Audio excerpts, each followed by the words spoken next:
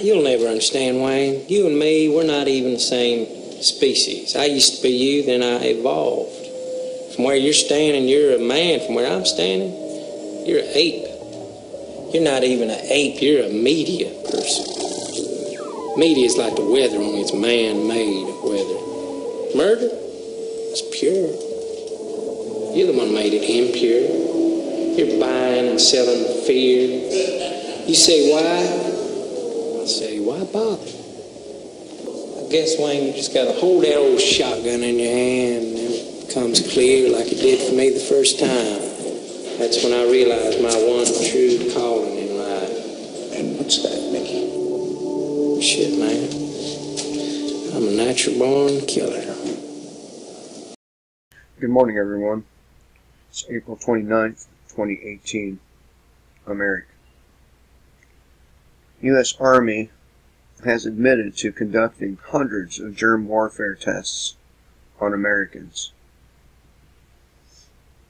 This comes from Dean Garrison.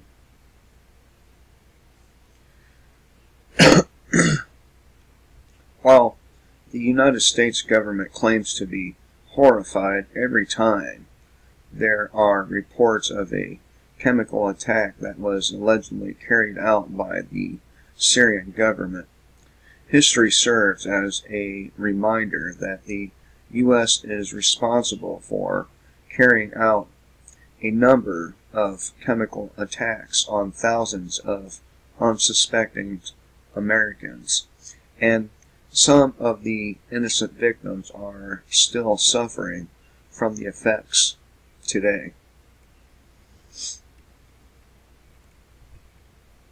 In 1977, the U.S. Army admitted that it secretly conducted at least 239 germ warfare tests in the open air in cities across the country between 1949 and 1969.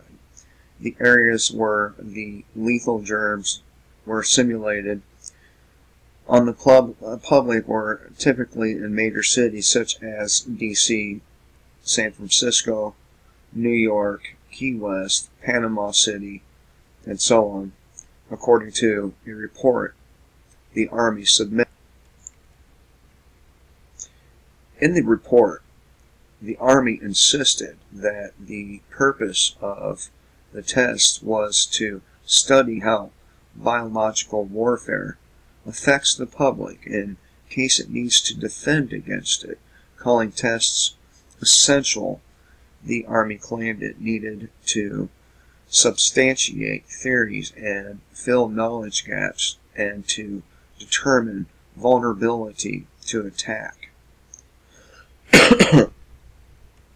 According to a report from the Washington Post, the release of the Army's censored report was the most complete official version of this nation's biological warfare effort, and it revealed that in addition to public areas, military personnel and their families were also targeted. Quote, the Army listed 27 times that it tested simulated toxins on public property, including releasing spores into tunnels on a stretch of Pennsylvania Turnpike. In addition to those experiments in the public places, the Army Secretary used military personnel and their family for open-air experiments by spraying simulated germs into the air at a number of bases, including Fort Detrick, Fort Belvoir, and the Marine Training School at Quantico. Another 504 workers connected with the biological warfare activities at Fort Detrick, Bugway Proving Ground, and the Desert Test Center in Utah, and the Pine Bluff Arsenal in Arkansas suffered infections, according to the Army's count. If there are only simulated attacks, why are people getting infections?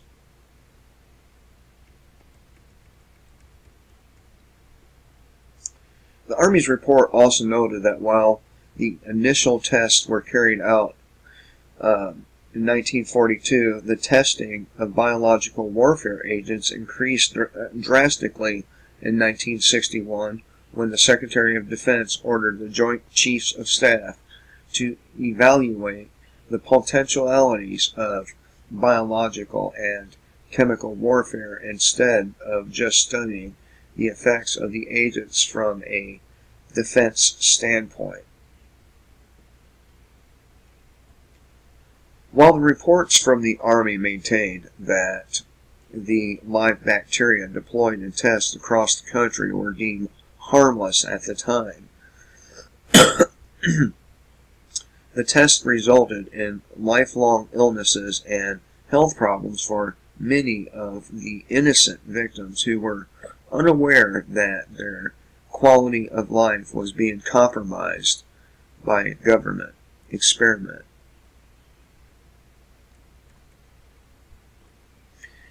As the Free Thought Project reported, the largest experiment was carried out in San Francisco, California in 1950.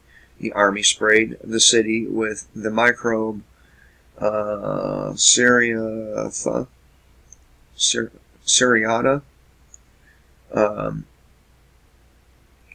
I'm not sure how to pronounce that scientific name. I'm sure it's Latin. In an attack that was called Operation Sea Spray. They claim San Francisco was chosen as the target because it is closer or close to the ocean and because it has a unique geography, tall buildings, and dense population.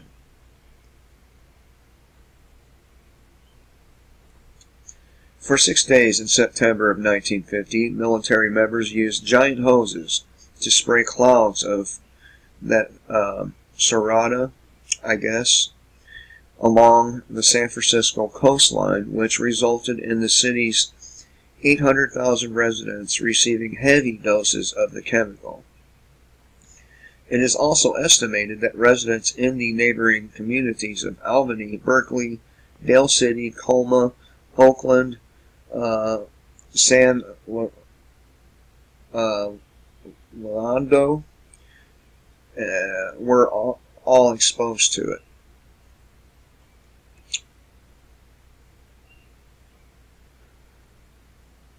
The military insisted that the bacteria that they used is rarely a cause of illness. Discover magazine noted that there were a number of serious illnesses and even one tragic death reported as a result of the government's chemical attack. A week after spraying, 11 patients were admitted to the now defunct Stanford University Hospital in San Francisco with severe urinary tract infections resistant to the limited antibiotics in the era. One gentleman recovering from prostate surgery developed complications of heart infection as the bacteria colonized his heart valves. He would be the only death during the aftermath of the experiment. Later, the repeated occurrence of urinary tract infections by this organism with bacterium in 2 patients and death in 1 indicated the potential clinical importance of this group of bacteria. While the idea that the U.S. government would willingly poison its own citizens may seem shocking to some, it is not unprecedented. Earlier this year, a study found that the Pentagon has contaminated more than 40,000 sites across the United States, exposing hundreds of thousands of Americans to dangerous chemicals.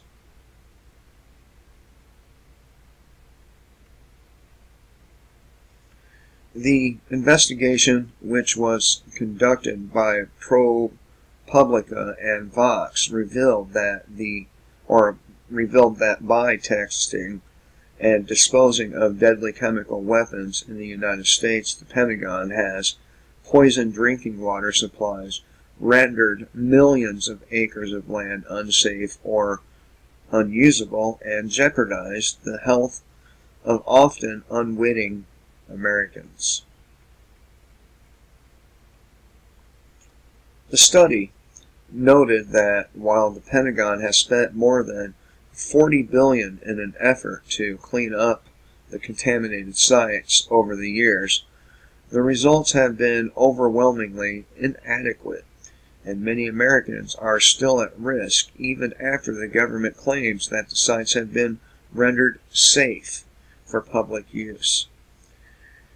The Department of Defense and its contractors are also currently using at least 61 active military sites across the country to burn and detonate unused munitions and raw explosives in the open air with no environmental emissions control, according to a series of reports from ProPublica.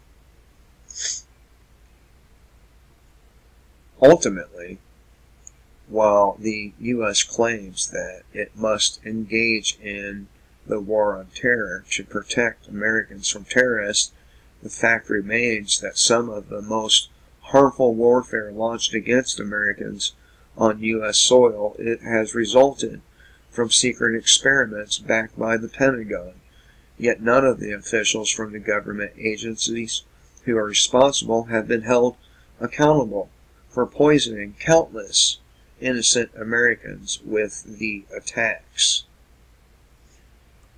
And make no mistake about it, that's exactly what they are. They're attacks. So one thing I really grinds my gears about our country in particular, about certain demographics, is they'll always scream that we got to be nonviolent, and you can't fight unless you're attacked and this. Well, how can you not see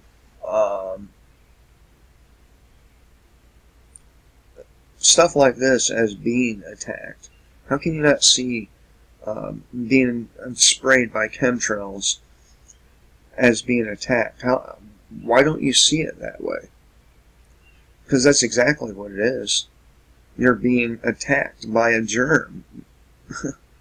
And that's just one example of how we're attacked. Now, if you add it all up, all the ways, then it's pretty clear that violence is being used against us every day. And all you sissies talk about, we gotta be nonviolent. We gotta be nonviolent. It really reminds me of the people that can't decide to go at the stoplight and turning left, and there's about 100 yards between you and the next car. You should probably fucking go. Excuse me. Instead of sitting there, should I go yet? I mean, come on. I mean, you don't see it as being attacked when these people, one of them died from the bacteria that was sprayed all over the fucking place. I mean, come on. What is it? If it's not being attacked, what is it? And you can't, if you don't come to any other conclusion that, yeah, it was an attack, and if you don't come to any other conclusion that being chemtrailed every fucking day, having our food sprayed with